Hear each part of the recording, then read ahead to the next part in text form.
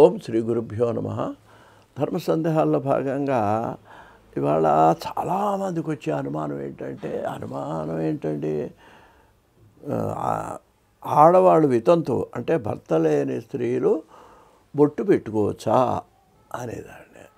పెట్టుకోవచ్చా అంటే పెట్టుకుంటున్నారు.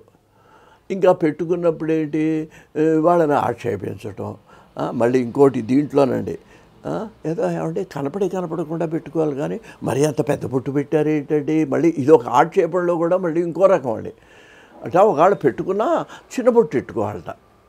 ఇలాగా స్త్రీని అసలే ఆవిడ భర్త పోయి కష్టాల్లో ఉన్నటువంటి స్త్రీని ఇటువంటి ఈ మాటలతో విమర్శించడం అనేది మన పెద్దవాళ్ళు అది మంచి విధానం కాదండి. పెద్ద బొట్టు చిన్న బొట్టు ఆవిడ పెట్టుకున్నది దోషమా కాదా అంటే అసలు ఎక్కడ కూడా శాస్త్రాల్లో వాటిల్లో బొట్టు పెట్టుకోకూడదని కానీ ఏమంటే ఇవన్నీ కూడా ఎక్కడా లేదండి. అవన్నీ గాజుల, మళ్ళీ గాజులు అయితే ఏమండి గాజులు బంగారం గాజులు తీసేయాలా, అయితే వెండి గాజులు అయితే ఏమిటో రకరకాల మళ్ళీ సాంప్రదాయాలండి.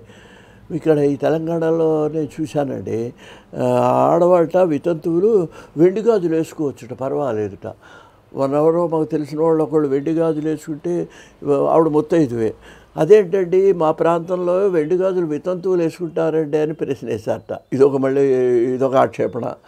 అందువల్ల వెండి వేస్తే పర్వాలేదా, అలాగే బొట్టు చిన్నది పెట్టుకుంటే పర్వాలేదా, పెద్దది పెట్టుకుంటే దోషమా? ఇవన్నీ ఏమీ కాదండి. అసలు వితంతువు గాజులు తీసేయాలి లేదా జుట్టు కూడా ఉండకూడదు, బొట్టు ఉండకూడదు అనే సాంప్రదాయం ఎందుకు వచ్చింది అంటే దానికి అసలు ప్రధాన కారణం, ఎందుకంటే ఒక 70-80 ఏళ్ళు ముందుకెళ్ళినట్లయితే వితంతువులు అసలు ఆ బొట్టు జుట్టు వదిలేయండి, అసలు వస్త్రాల దాంట్లోనే అసలు తెల్ల బట్ట కట్టుకునేవాళ్ళండి. వాళ్ళు జాకెట్ ఉండేవి కాదు, ఒకటే చీర, తెల్ల చీర, మల్లు వస్త్రం ఇలా చుట్టుకొని అది ఎలా కట్టుకునేవాళ్ళు కూడా నాకు తెలియదు. మా బామ్మగారు అట్లా కట్టున్నారు, మా అమ్మమ్మగారు అలాగే ఇలా చుట్టుకొని చివరికి నెత్తి మీద నుంచి ఒక ముసుగులాగేసుకొని పాత సినిమాల్లో కనబడుతుంది చూడండి వితంతువులు ఎలా ఉండేవాళ్ళు. ఇలా తల మీద నుంచి కూడా ఇలా కప్పుకొని తెల్లది, అది అసలు వితంతువుల యొక్క వేషం. మరి వితంతువు అలా ఇప్పుడు ఎవరన్నా వేసుకుంటున్నారా?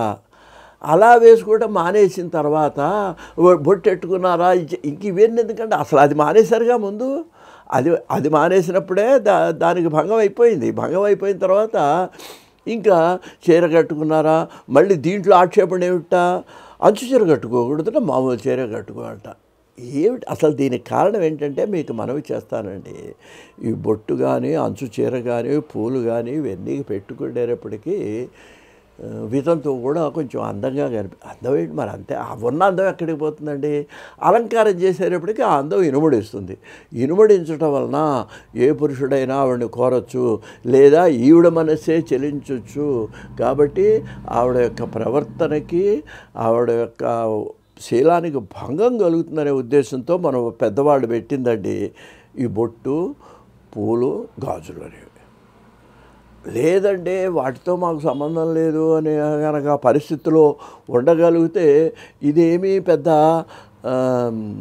ఆక్షేపణ కాదని మన వాళ్ళు ఇప్పుడు ఆధునికుల్లో పండితులు కూడా ఇది అంగీకరించారండి. నాకు తెలిసినంతవరకు పెద్దవాళ్ళు కూడా బుట్టెట్టుకోవటం వల్ల అదేం దోషం కాదని చెప్పారు. ఇంకొక విషయం చెప్తానండి, పెళ్ళిలో కూడా వితంతువుకు ముందు నమస్కారం చేయొచ్చా అని కాశీఖండంలో చెప్పాడండి. ఆమె పిల్లలకు అంటే ఆవిడ ముత్తైదుతో సమానం అని చెప్పాడు. ఆవిడ ముందు తల్లికి ఆ తల్లి వితంతు అయినా సరే ఆమెకు నమస్కారం చేయాలని చెప్పి శ్రీనాథుడు కాశీఖండంలో వర్ణించాడండి. అందువల్ల వితంతువు మనిషే. ఆవిడని ఇటువంటి మాటలతో వినపడకుండా పక్క వాళ్ళకంటూ ఆ పక్క వాళ్ళకి అనే మాటలు ఆవిడకి వినపడుతూ ఆవిడ బాధపడుతూ చేయటం అనేది అసలు ఏ విషయంలో కూడా ఆవిడ కష్టాల్లో ఉన్నప్పుడు ఆవిడ గురించి మరొక ఆక్షేపణ చేయటం మంచిది కాదు. పూర్వం మా చిన్నప్పుడు అండి ఒక పల్లెటూళ్ళు అప్పుడు ఒక ఆక్షేప ఇలాగే జుట్టు తీయాలని బొట్టు తీయాలి, గాజులు తీయాలని ఒక ఆవిడ గట్టిగా పట్టుకున్నారండి వీళ్ళందరూ, పండితులు వాళ్ళందరూ. ఆవిడ పెద్ద పెద్ద అరుపులు అరిచిందండి. అరుస్తూ ఆవిడ ఒక మాటలు అడిగిందండి. చూడండి, అది మా నాన్నగారు చెప్పారు అప్పుడు చిన్నప్పుడండి. ఒరేయ్, ఎందుకు రాను జుట్టు తీస్తారు? నా జుట్టు పెళ్ళైన తర్వాత వచ్చిందా నాకు? నా జుట్టు నాకు ముందు నుంచే ఉంది, నేను జుట్టు ఎందుకు తీయాలి? అలాగే నా బొట్టు నేనెందుకు తీయాలి?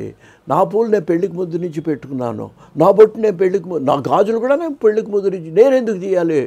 మొగుడు పోతే వాడు సూత్రం కట్టాడు, ఆ సూత్రం ఒకటి తీసేస్తాను అని పెద్ద పెద్ద అరుపులో కేకలేస్తే పండితులు కూడా సమాధానం చెప్పలేకపోయినారటండి ఆవిడ అడిగిన ప్రశ్నలకి.